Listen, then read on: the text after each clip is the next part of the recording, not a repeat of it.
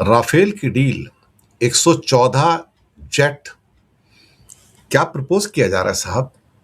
$300 million का एक aircraft. दुनिया में कोई इतना बड़ा महंगा एयरक्राफ्ट ही नहीं है साहब। भले उसके साथ मिसाइलें भी लगा लो, कुछ भी कर लो। लूट का एक नया बाजार है साहब। $40 बिलियन की डील। तो नेचुरली जितना मर्जी मैनिपुलेशन कर लो। सच बात तो यह है कि जिससे पहले जो 36 एयरक्राफ्ट की जो डील हुई थी, उसके अंदर भी एक ऑफसेट क्लॉज थी और अनिल अंबानी को उसमें शामिल किया गया था। और सबको पता है, बाद में कोर्ट के अंदर क्लोज कवर के अंदर सरकार ने कहा था कि ये नेशनल सिक्योरिटी से संबंधित, हम खोल नहीं सकते, और चंद्रचूड़ जैसे जजों ने उसको एक्सेप्ट कर लिया था। Closed cover. सुप्रीम कोर्ट के जज उज्जवल भयान ने कहा क्लोज कवर क्या होता है? नेशनल सिक्योरिटी के नाम पे आप कुछ भी झोंक दोगे कि आपके एयरक्राफ्ट की कीमत कितनी है, या बतलाने से इनकार कर दोगे आप लोगों को? और उस टाइम तो 1600 करोड़ का एयरक्राफ्ट आया था, अब 2850 करोड़ का एयरक्राफ्ट आ रहा है। ऐसे कौन से भाई सुरखाब के पर लग गए भाई इसमें, बताइए जरा, कि 1600 करोड़ का एयरक्राफ्ट कैसे 2850 करोड़ का एयरक्राफ्ट हो गया अभी? साहब, पैसा कमाने को हमारे बैठे हैं ना बड़े बड़े धन्ना सेठ, इन्हीं में से पैसा चोरी किया जाता है, डकैती की जाती है, इसी में से। किक बैक्स, ब्राइबरी, आधा तेरा आधा मेरा, यही तो होता है ना। दुनिया में कौन सी हथियारों की डील है जो बिना किक बैक्स और बिना ब्राइबरी संपन्न होती है? अच्छा, बड़ा खूबसूरत नाम दिया जाता है उसका। It's a government to government deal, G2G, इसको कहते हैं G2G, government to government deal है। इसमें ब्राइबरी कहां से आएगी? भारत सरकार की और फ्रांस सरकार की डील है। कैसे हो सकता है? कैसे हो सकता है बताइए मुझे। जो फ्रांस की राफाल कंपनी है, क्या वो सरकार की कंपनी है? नहीं, प्राइवेट कंपनी है वो। तो सरकार से सरकार की डील कैसे हो सकती है? सरकार डील कैसे कर रही है इसके? डील राफाल से हो रही है ना। हमें बेवकूफ बनाया जाता है कि ये G2G डील है। ये G2G डील नहीं है साहब। सरकार तो बीच में है ही नहीं यहां पर। फ्रांस की गवर्नमेंट कहां बीच में है? वो तो सिर्फ फैसिलिटेटर है। डील तो इंडिया गवर्नमेंट और राफेल के बीच में है। लेकिन बेवकूफ तो बना ही सकते हैं ना हमको। पहले बात कर ले राफेल की साहब। 36 राफेल आए थे, 1600 करोड़ हर एक की कीमत थी। अब हर एक की कीमत 2850 करोड़ है। किसको यकीन आएगा? कौन सा एयरक्राफ्ट है दुनिया में जो 2850 करोड़ का है? और जब आप उसको चेक करोगे एआई के ऊपर, तो एआई के जवाब भारत सरकार के जवाब होते हैं। मैं आपको बताऊं, आजकल इंडिया का जो एआई है ना, वो कोई भी ऐसी चीज नहीं कहता जहां वो भारत सरकार की आलोचना करेगा। मैं आपको बताऊं, जितने भी अमेरिकन स्टफ एआई आ रहे हैं ना, चाहे वो चैट जीपीटी टाइप के हों या जेमिनी टाइप के हों या बाकी हों, मैंने ये पाया है कि उनके सारे जवाब मोदी गवर्नमेंट को खुश करने वाले होते हैं। इसका मतलब है कि इनको भी खरीद लिया गया है, या फिर वो अपने धंधे पाने के लिए बेसिकली इस किस्म के जवाब दे रहे हैं जहां पर जो डिफिकल्ट आंसर्स हो सकते हैं उनको एलिमिनेट कर दिया जाता है कि ये लोगों तक पहुंचे नहीं। और अगर आपको कुछ डिफिकल्ट आंसर चाहिए तो आपको फिर डीप सीक पे जाना पड़ेगा, या फिर कोई और, जैसे ग्रोक कई बार थोड़ा ठीक ठाक जवाब देता है। लेकिन बाकी जो अमेरिकन जितने हैं वो तो सारे के सारे जवाब निकल के आ रहे हैं और सरकार के फेवर वाले आते हैं। 2850 का एयरक्राफ्ट, फिर कहते नहीं उसके अंदर क्या है ना कि हम लोग बहुत सारी चीजें दे रहे हैं, जो उसकी मिसाइलें हैं, सब कुछ हैं। ये तो भाई कुछ ऐसा ही हो गया कि हवाई जहाज सस्ता हो गया और उसको पहनाए जाने वाली जो आपकी मिसाइल से वो महंगी हो गई।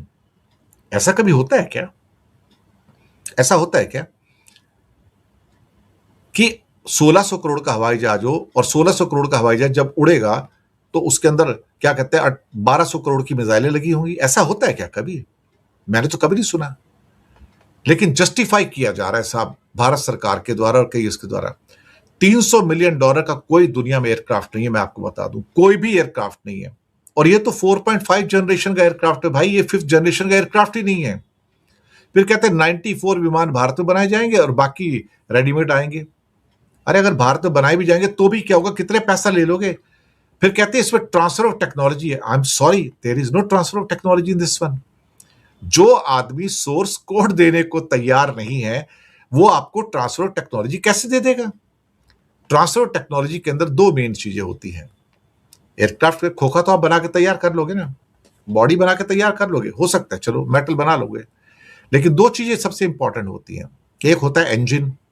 इंजन की टेक्नोलॉजी कोई ट्रांसफर नहीं करता है साहब, चाहे वो रोल्स रॉयस हो, चाहे साफरान जो जिसके इंजन लगे रहते हैं इसके अंदर यहाँ पे, या जनरल इलेक्ट्रिक हो, या चाइनीज इंजन हो, या रशियन इंजन हो। कोई कंट्री अपना एयरक्राफ्ट का इंजन, चाहे वो सिविलियन एयरक्राफ्ट हो, चाहे वो मिलिट्री एयरक्राफ्ट हो, वो इंजन की टेक्नोलॉजी नहीं देता है साहब, नहीं देता है।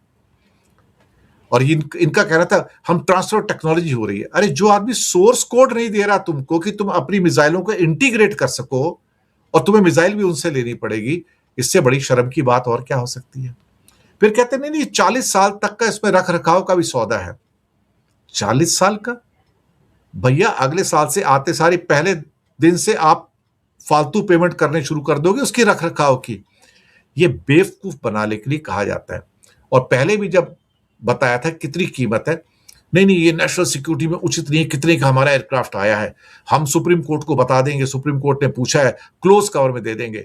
और सुप्रीम कोर्ट के चंद्रचूड़ जैसे, मैं क्या नाम लूं ऐसे जजों का जो सरकार के हाथों बिक चुके हैं। नहीं नहीं ठीक है, देश की सिक्योरिटी के लिए अगर क्लोज कवर में आता है तो ठीक है। हमारे एक जज आए नए, उज्जवल भयान साहब, उन्होंने ब्लास्ट कर दिया पूरा का पूरा। कहता क्या होता है क्लोज कवर आपका? आपको एयरक्राफ्ट की कीमत बताने में आपको नेशनल सिक्योरिटी बीच में आ जाती है। नेशनल सिक्योरिटी कौन सी नेशनल सिक्योरिटी? सबको पता है किसकी कीमत क्या है। J-20 की कीमत क्या है, J-35 की कीमत क्या है, JF-17 की कीमत क्या है, J-10 की कीमत क्या है, F-35 की कीमत क्या है, या उसके यूरोफाइटर की कीमत क्या है? किसको नहीं पता क्या कीमत है भाई? किसको बेवकूफ बना रहे हो? क्या राफेल इंडिया ही खरीद रहा है क्या?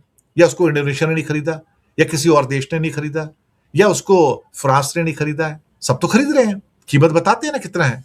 हम कीमत नहीं बताएंगे, भारत की सुरक्षा खतरे में पड़ जाएगी। कौन बोलते हैं? राजनाथ सिंह, प्रधानमंत्री मोदी। देखिए साहब, जो सरकार नॉन ट्रांसपेरेंट हो जाए और हर चीज छुपा छुपा कर रखे, तो समझ लीजिए कि आपके पैसे को आग लगाई जा रही है, आपके पैसे को फूका जा रहा है। इवन पिछली डील के अंदर भी उसमें एक ऑफसेट क्लास थी सैकड़ों करोड़ की, वो अनिल अंबानी को दी गई थी। वो चोर उचक्का, हिंदुस्तान का सबसे बड़ा डिफॉल्टर, एसबीआई की नजर में सबसे बड़ा डिफॉल्टर हिंदुस्तान का, सबसे बड़ा पैसा गबन करने वाला, उसको डील दिलवाई थी मोदी ने ऑफसेट की, क्योंकि उसका यार है ना वो। तो यारों को तो कुछ भी हो सकता है ना। फिर आप तो भारत जलाओ, ऊपर से लेके नीचे तक भारत जलाओ ना।